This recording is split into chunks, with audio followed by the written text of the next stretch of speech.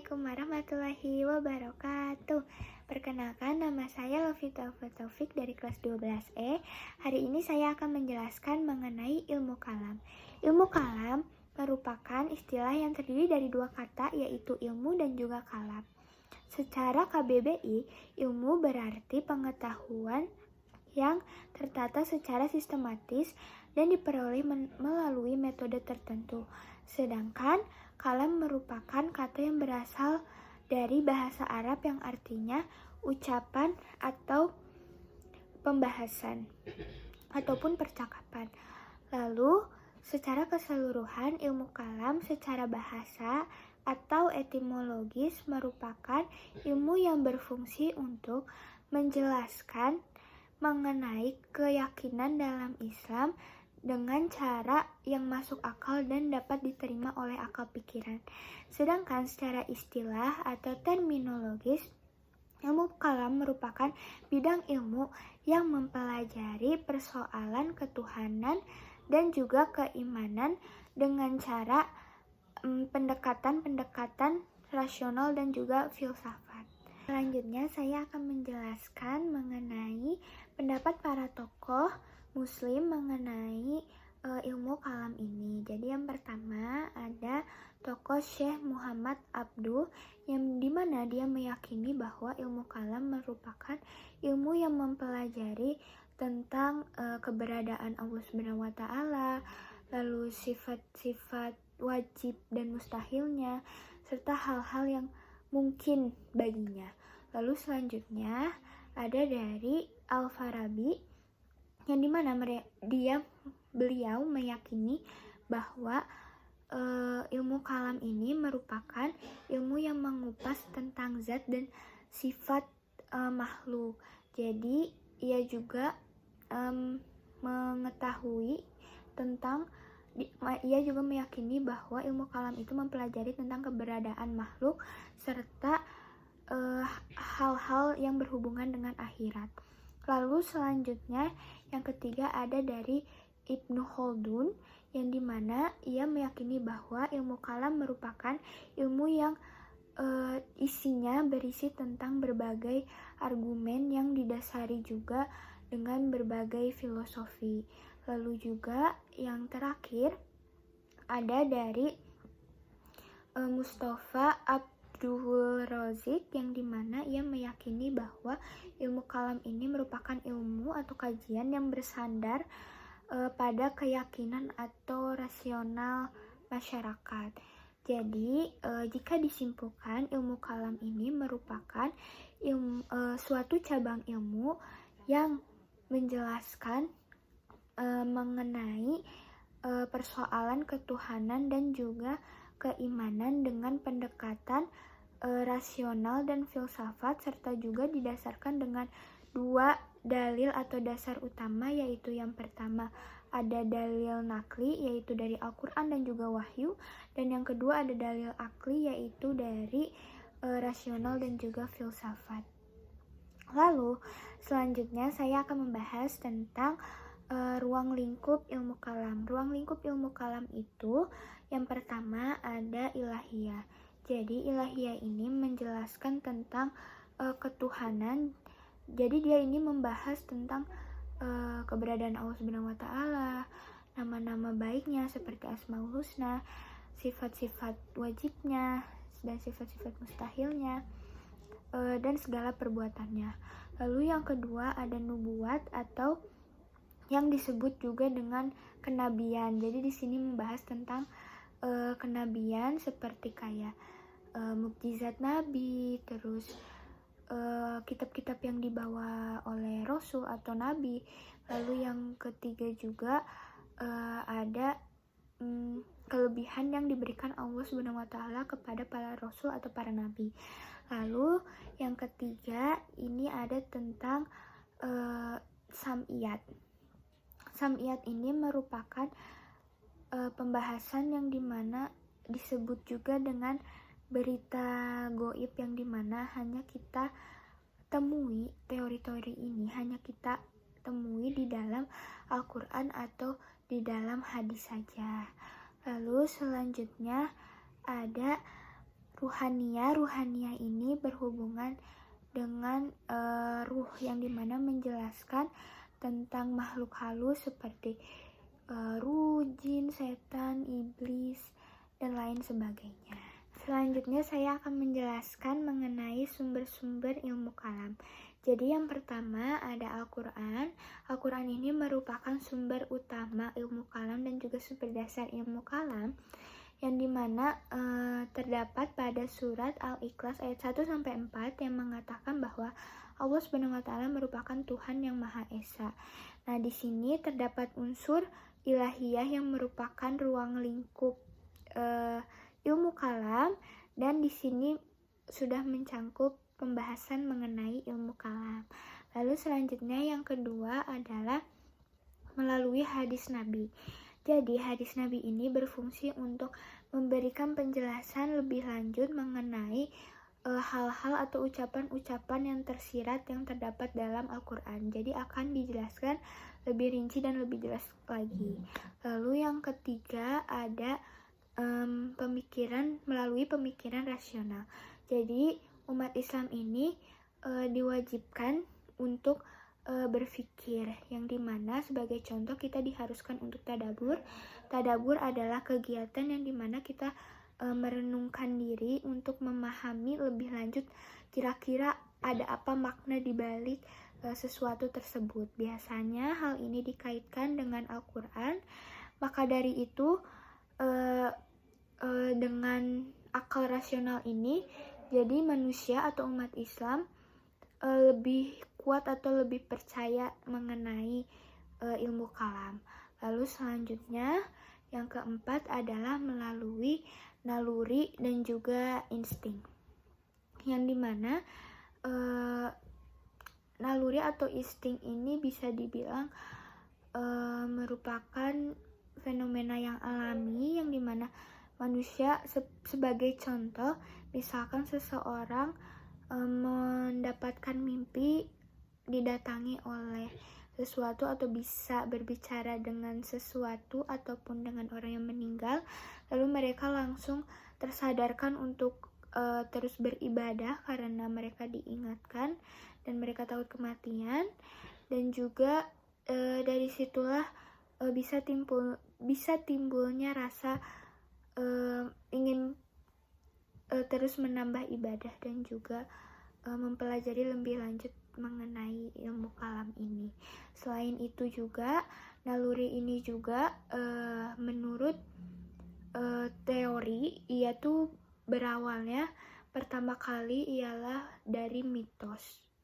Dari mitos yang lalu juga berkembang menjadi ilmu alam yang dimana pada saat itu orang berkembang masih menyembah tentang benda-benda langit, matahari, bulan, dan lain sebagainya. Lalu berkembang menjadi ilmu wahyu, yang dimana saat ini mereka sudah percaya tentang adanya Tuhan atau Allah SWT. Selanjutnya saya akan menjelaskan mengenai tujuan dari ilmu kalam. Tujuan dari ilmu kalam adalah yang pertama, membendungi diri kita dari paham-paham yang dianggap melenceng atau berbeda. Jadi di sini dengan mempelajari ilmu kalam, kita dapat memiliki hati yang lebih kuat dan akan terhindar dari hal-hal yang dianggap tidak benar dan tidak sesuai dengan ajaran agama Islam. Lalu yang kedua ialah memperkokoh fondasi keimanan dalam diri kita, yang dimana ilmu kalam ini dapat membantu kita untuk memperkokoh keimanan kita dengan pendekatan filosofi dan juga logis, sehingga kita bukan hanya mendengarkan atau hanya mengikuti saja, tetapi kita juga ikut memahami isinya. Lalu yang ketiga adalah meneguhkan 3 pilar utama atau 3 unsur utama. Adalah yang pertama ada iman, yaitu sebagai keteguhan atau keyakinan. Lalu yang kedua ada Islam yaitu sebagai suatu perbuatan yang kita lakukan dalam bentuk ibadah ataupun muamalah. Lalu yang ketiga ada ihsan, yaitu suatu bentuk perlakuan kehidupan atau amal kita sehari-hari. Lalu selanjutnya yang keempat, tujuan ilmu kalam ialah dapat menjawab persoalan-persoalan mengenai dunia luar. Jadi di sini ilmu kalam dapat membantu untuk menjawab mengenai persoalan-persoalan yang dapat merusak keimanan dalam diri kita, sehingga keimanan kita tidak akan goyah, dan juga kita dapat menantang atau berdebat dengan persoalan-persoalan tersebut dan memusnahkannya. Lalu selanjutnya saya akan menjelaskan mengenai manfaat ilmu kalam. Manfaat ilmu kalam adalah yang pertama, dapat memperdalam wawasan dalam ajaran Islam. Jadi di sini dengan kita mempelajari ilmu kalam, selain jadi tidak ada kata-kata bahwa seorang muslim hanya ikut-ikut saja, tapi mereka juga harus memahami secara rasional dan lebih dalam, sehingga mereka dapat menjawab semua pertanyaan-pertanyaan atau persoalan-persoalan yang berada di luar sana, dan keimanan mereka tetap terjaga. Selain itu, supaya seorang umat muslim atau manusia dapat membedakan mana Islam murni dan juga mana Islam campuran yang sudah dicampur dengan musyrik, lalu penyimpangan dan lain sebagainya. Lalu selanjutnya yang kedua adalah menjadi penjaga bagi kita dalam penyimpangan. Lalu di sini ilmu kalam bermanfaat menjadi penjaga bagi kita, karena dengan kita mempelajari ilmu kalam dan mengetahui apa itu makna dan isinya, dan kita dapat menjawab setiap persoalan dengan logika dan juga dengan filsafat, dengan Al-Quran juga, dengan wahyu, dengan sumber-sumber ilmu kalam juga. Jadi kita dapat terhindar dari hal-hal yang tidak sesuai dengan ajaran agama Islam. Lalu selanjutnya adalah ilmu kalam bermanfaat untuk menjaga atau membantu istiqomah dalam beriman dan beribadah. Jadi di sini dengan kita mempelajari ilmu kalam, kita menjadi mengetahui tentang sejarah-sejarah, dan kita akan termotivasi untuk berlomba-lomba dalam berbuat amal soleh atau amal baik, sehingga kita dapat menjadi lebih rajin ataupun lebih selalu istiqomah dalam beribadah. Saya akan menjelaskan mengenai aliran-aliran atau golongan-golongan yang memang diketahui atau pada zaman umat Islam pada saat itu atau terkenal. Jadi yang pertama adalah diawali dengan wafatnya Utsman bin Affan pada 656 Masehi, yang dimana pada saat itu, saat Utsman telah wafat, Ali bin Abi Thalib diangkat menjadi pemimpin Islam pada saat itu dan dijadikan khalifah keempat. Namun pada saat itu Muawiyah sedang menjabat sebagai gubernur daerah gubernur Syams, yang dimana mereka melakukan pemberontakan karena tidak setuju dengan diangkatnya Ali bin Abi Thalib, karena mereka menganggap bahwa mereka tidak menganggap bahwa Ali ini patut atau pantas mendapatkan keistimewaan untuk menjadi seorang pemimpin umat Islam pada saat itu, karena kematian Utsman masih belum dipecahkan atau belum diketahui siapa pelakunya, dan belum dihukum pelakunya secara adil, sehingga pada saat itu Muawiyah merupakan kelompok barisan dari Utsman. Mereka tidak setuju dan melakukan pemberontakan, sehingga terjadilah perang Siffin, yaitu pada 657 Masehi, yang dimana Muawiyah melawan kelompok Ali bin Abi Thalib. Dan saat itulah muncullah golongan-golongan atau aliran-aliran. Yang pertama adalah ada aliran Khawarij, atau secara bahasa bisa dibilang Khariji, yang artinya keluar. Jadi kelompok ini merupakan aliran atau kelompok yang keluar dari barisan Ali bin Abi Thalib karena mereka tidak setuju dengan kebijakan tahkim atau arbitres, yang dimana pada saat itu Ali memutuskan untuk melakukan arbitres kepada Muawiyah pada saat perang Siffin. Khawarij ini menganggap bahwa Ali dan kelompoknya merupakan kafir ataupun murtad karena berbeda pendapat dengan mereka. Jadi sekelompok orang yang berbeda pendapat itu dianggap kafir oleh mereka, dan yang berdosa besar itu dianggap kafir bahkan hingga murtad. Lalu selanjutnya yang kedua ada kelompok Syiah. Jadi Syiah ini merupakan kelompok yang mempercayai bahwa Ali bin Abi Thalib itu merupakan Ali bin Abi Thalib dan keturunannya itu merupakan imam maksum atau imam yang suci, karena mereka menganggap bahwa kepemimpinan umat Islam itu dipilih secara ilahi. Jadi mereka menganggap bahwa keturunan Nabi Muhammad, Ali bin Abi Thalib itu merupakan pemimpin yang layak. Jadi bukan berdasarkan musyawarah ataupun voting. Lalu selanjutnya juga ada aliran yang dimana ada Syiah Rafidhah yang menjelaskan bahwa mereka menganggap bahwa mereka memiliki pandangan ekstrim terhadap sahabat Nabi, yang dimana mereka tidak mau mengikuti ajaran-ajaran para nabi atau para rasul lainnya selain dari keturunan Nabi Muhammad SAW.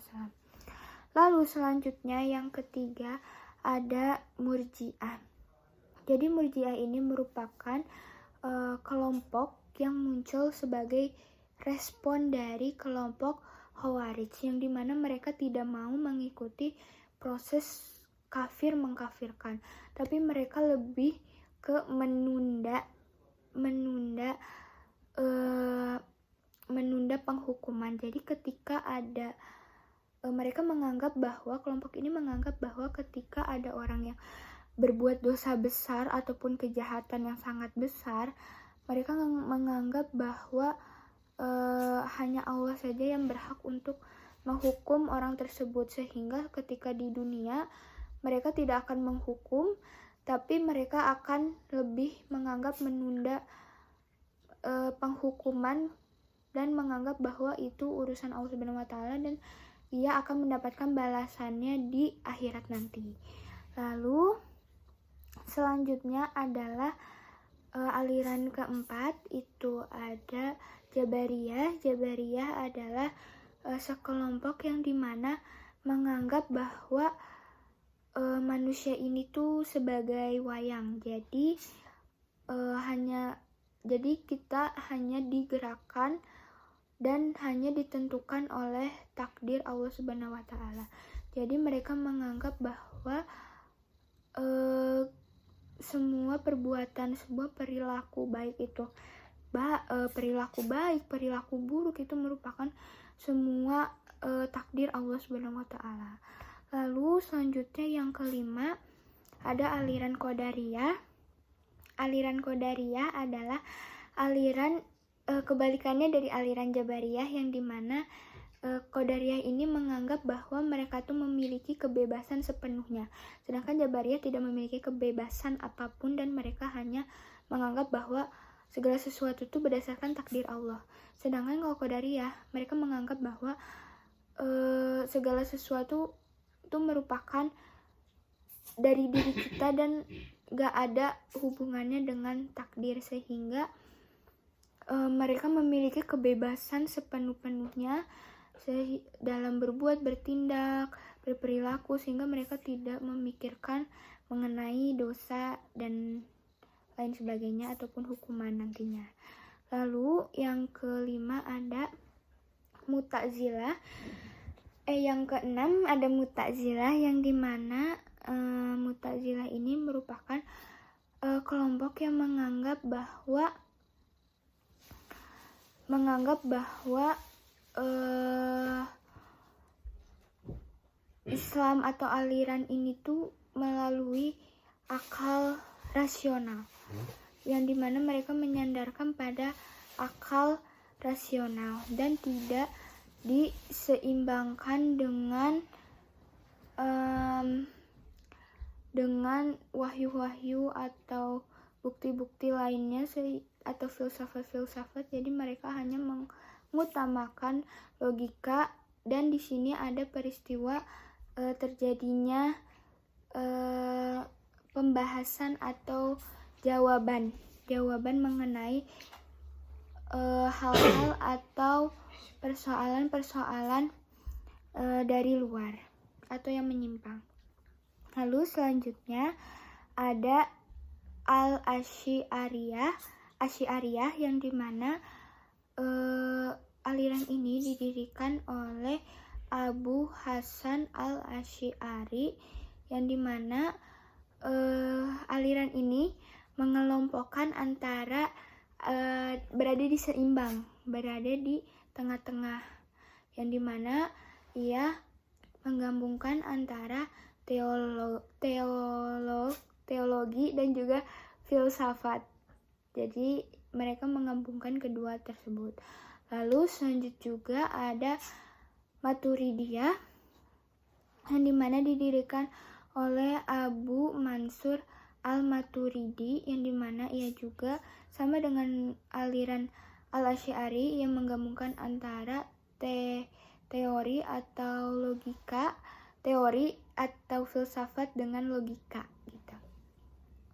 Jadi perbedaannya antara Asy'ariyah dengan Maturidiyah ini terletak pada pemahamannya. Kalau misalnya Asy'ariyah ini, mereka tuh menganggap bahwa Allah tuh telah memberikan atau menentukan jalan timeline hidup kita, dan kita yang harus menjalankan hal tersebut gitu, dan kita harus menerima setiap konsekuensi atas perbuatan yang sudah kita pikirkan. Sedangkan kalau misalnya Maturidiyah ini menganggap bahwa sebagai perumpamaan, misalkan Allah telah memberikan kita berupa alat, yaitu akal, dan kita sebagai manusia yang harus menentukan timeline kita sendiri. Seperti misalkan kita harus menentukan jalan hidup kita sendiri, apakah kita mau sukses seperti dengan belajar atau kita tidak mau sukses ya seperti dengan malas-malasan. Jika kita mau sukses dengan kita belajar, nah kita akan mendapatkan konsekuensi atau tanggung jawab yang setimpal, seperti pasti harus menghadapi kesulitan-kesulitan terlebih dahulu dan lain sebagainya. Dan jika kita menyimpang, kita harus juga tetap menerima konsekuensi dan bertanggung jawab atas hal itu.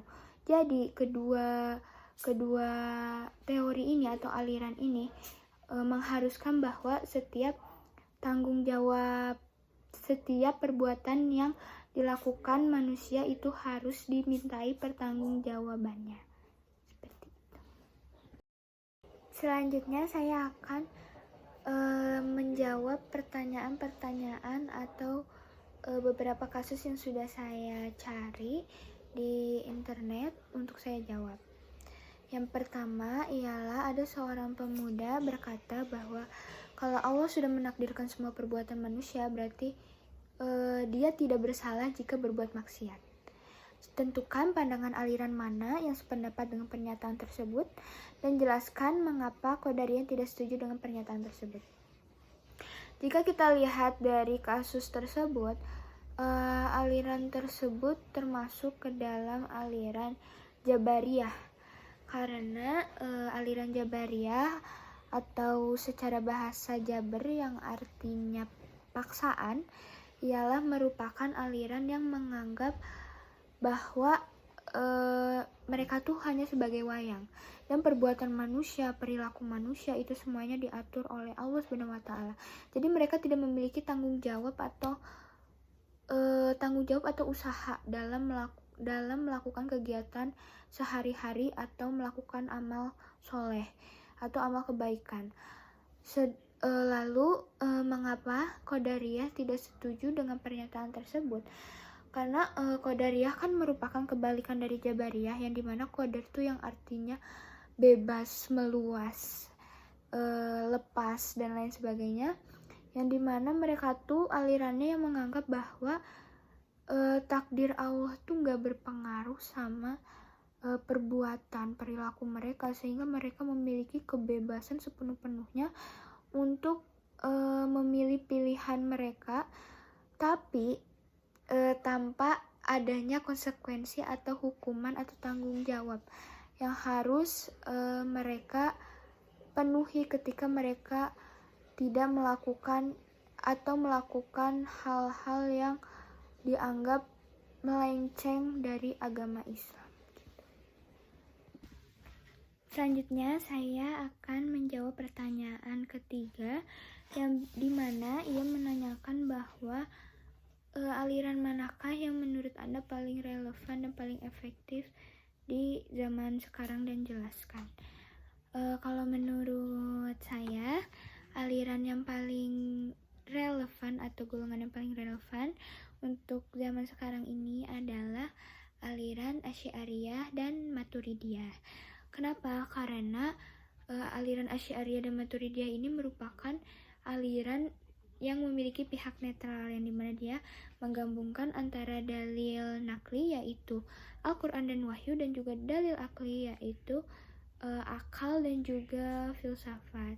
Sehingga di zaman saat ini, di era digitalisasi saat ini, pasti banyak sekali penyebaran berita hoaks, ujaran kebencian, ataupun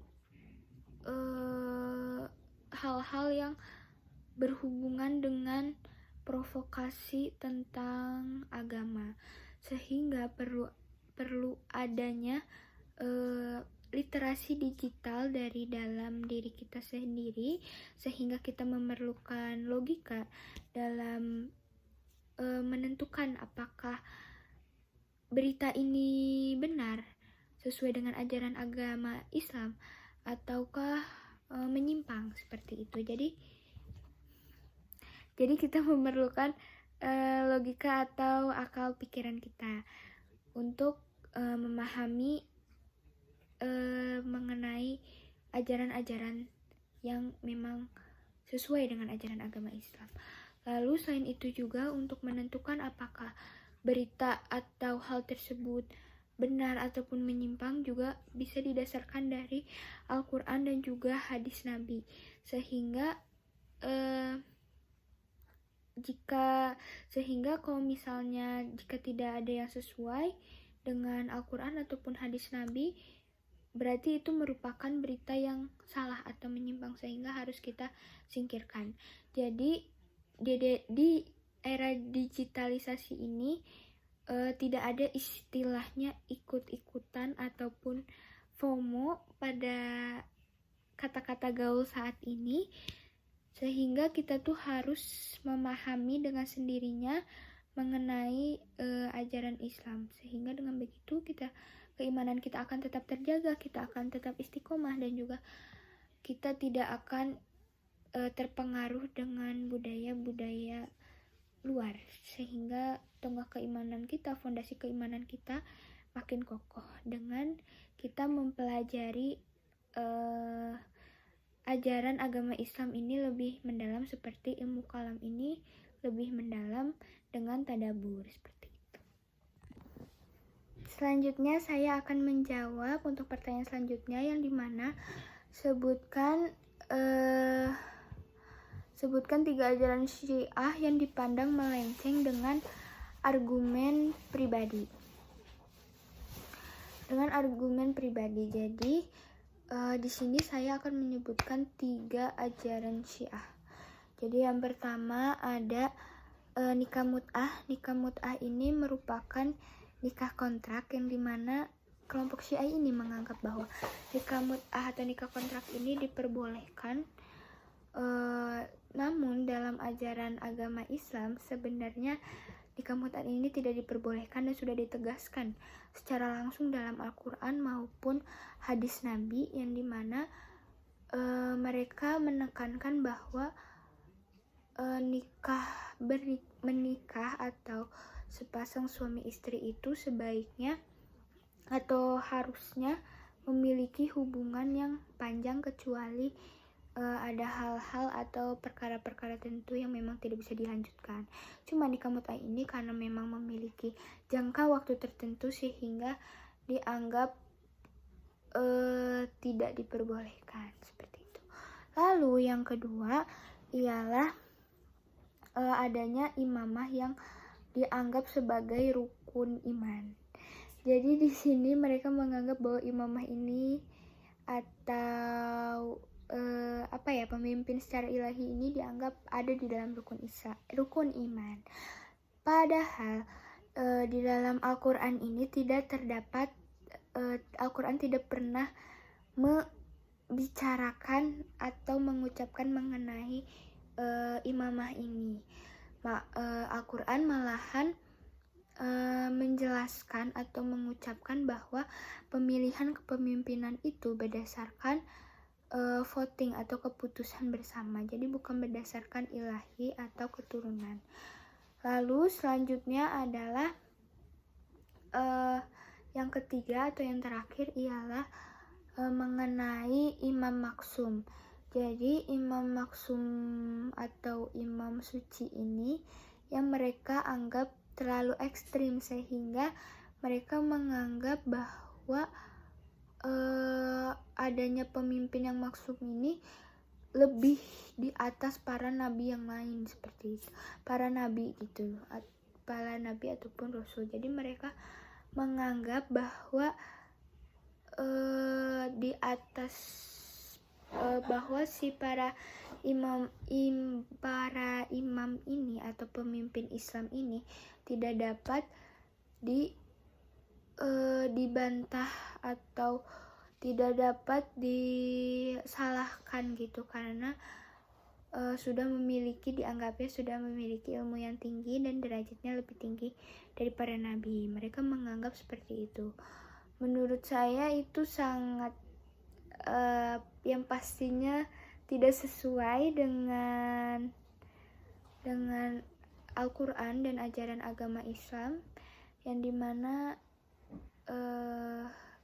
tetap manusia itu harus belajar dari para nabi, para rasul yang telah emang dipercayai oleh Allah Subhanahu wa Ta'ala untuk mengirimkan mukjizat dan pembelajaran kepada kita semua. Seperti itu.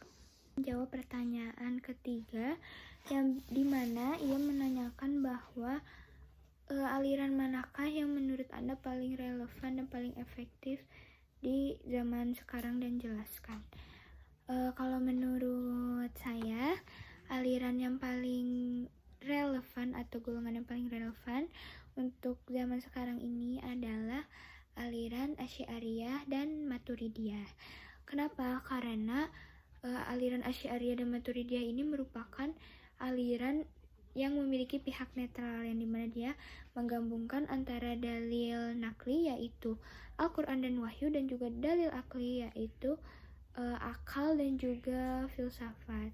Sehingga di zaman saat ini, di era digitalisasi saat ini, pasti banyak sekali penyebaran berita hoaks, ujaran kebencian, ataupun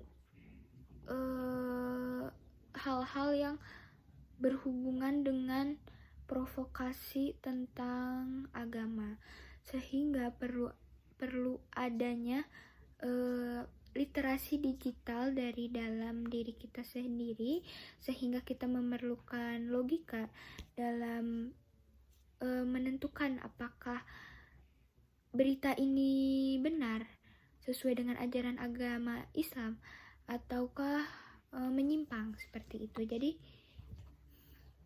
Jadi kita memerlukan logika atau akal pikiran kita untuk memahami mengenai ajaran-ajaran yang memang sesuai dengan ajaran agama Islam. Lalu selain itu juga untuk menentukan apakah berita atau hal tersebut benar ataupun menyimpang juga bisa didasarkan dari Al-Quran dan juga hadis Nabi. Sehingga kalau misalnya jika tidak ada yang sesuai dengan Al-Quran ataupun hadis Nabi, berarti itu merupakan berita yang salah atau menyimpang, sehingga harus kita singkirkan. Jadi di era digitalisasi ini tidak ada istilahnya ikut-ikutan ataupun FOMO pada kata-kata gaul saat ini, sehingga kita tuh harus memahami dengan sendirinya mengenai ajaran Islam, sehingga dengan begitu keimanan kita akan tetap terjaga, kita akan tetap istiqomah, dan juga kita tidak akan terpengaruh dengan budaya-budaya luar, sehingga tonggak keimanan kita, fondasi keimanan kita makin kokoh dengan kita mempelajari ajaran agama Islam ini lebih mendalam, seperti ilmu kalam ini lebih mendalam dengan tadabbur seperti